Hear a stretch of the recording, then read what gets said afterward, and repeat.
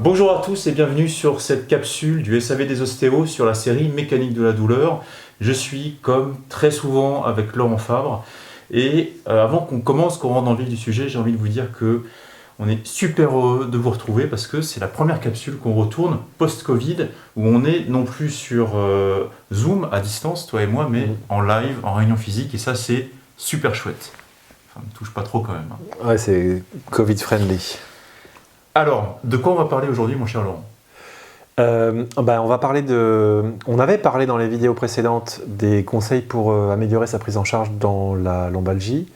Et dans ces vidéos, on avait dit qu'il y avait deux cas de figure. Si la lombalgie est associée à une blessure ou pas à une blessure, qu'on aidait le patient à lever ses défenses. Et donc là, on va voir plusieurs vidéos qui vont suivre et qui vont montrer des tips en fait, pour aider le patient à lever sa défense. En fait. Effectivement, on vous a préparé une série de vidéos qu'on a tournées en pleine nature, qui vont vraiment être des conseils applicables à plein de situations pratiques du cabinet avec vos patients et même pour vous dans la vie. Il y a un thème, donc le thème c'est lever la défense. Ouais. Et il y a des choses il y a un principe de base général qui sous-tend tout ça. Exactement. Pour ça, je vais prendre une métaphore qui ne m'appartient pas, qui appartient à Peter O'Sullivan, qui utilise ça beaucoup avec les patients dans la gestion de la douleur chronique, pour expliquer un petit peu ce que c'est qu'une défense. Pas du tout. D'accord. Je crois qu'on en avait un peu parlé dans la vidéo sur la dysfonction somatique, et si on ne l'a pas fait, on va le faire maintenant. Là, tu vas prendre ton poids, et ça, donc, c'est quelque chose qu'on peut partager avec le patient et lui faire sentir dans son corps pour qu'il sache ce que c'est qu'une défense. Donc, prends ton poignet comme ça et tu bouges tout doucement ton poignet, voilà, relax, voilà, d'un côté et de l'autre, et tu me dis comment ça bouge. Ça va, là, c'est encore, c'est cool. C'est cool. Ça bouge bien. L'amplitude, elle est comment ? Correct.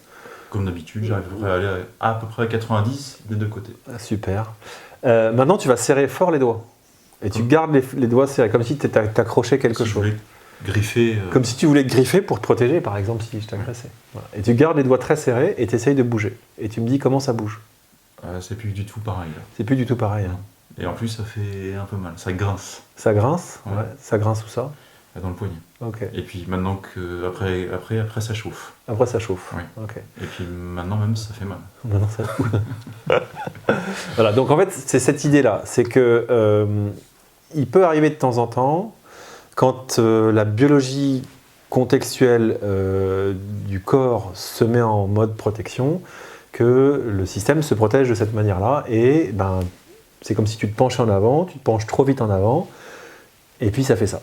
Et après, tu restes comme ça. Et donc, du coup, l'idée, c'est de comment faire pour que le dos, qui s'est mis dans cette position-là, dans cette protection-là, puisse bouger différemment. Et donc, pour ça, on va essayer de faire en sorte de le faire bouger, soit en lâchant la défense, soit en changeant la tension qu'il met, soit en lui détournant la tension et en le faisant bouger différemment.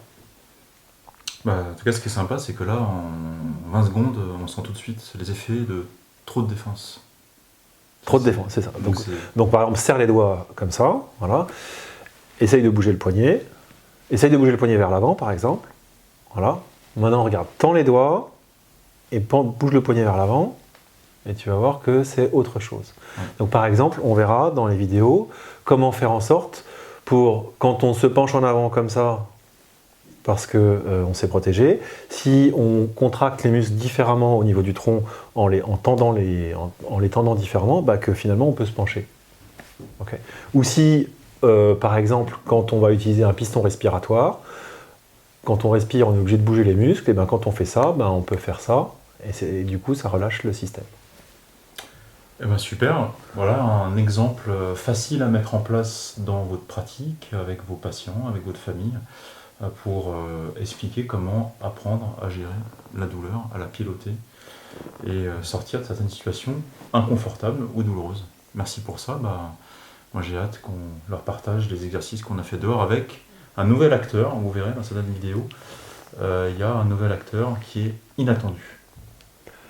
L'idée, ce sera aussi d'aider le patient, parce qu'on parlait toujours de narration et de contexte, ça sera d'aider à débloquer certaines situations. Et généralement, quand on se fait mal au dos, il y a des mouvements de la vie de tous les jours qui sont se tourner dans son lit, sortir du lit, se lever d'une chaise, se pencher en avant. Et donc justement, on va voir différents tips sur toutes ces gestions de situations pour pouvoir bouger plus confortablement. Super. Merci Laurent. Je t'en prie. Merci à vous pour votre fidélité, pour votre écoute.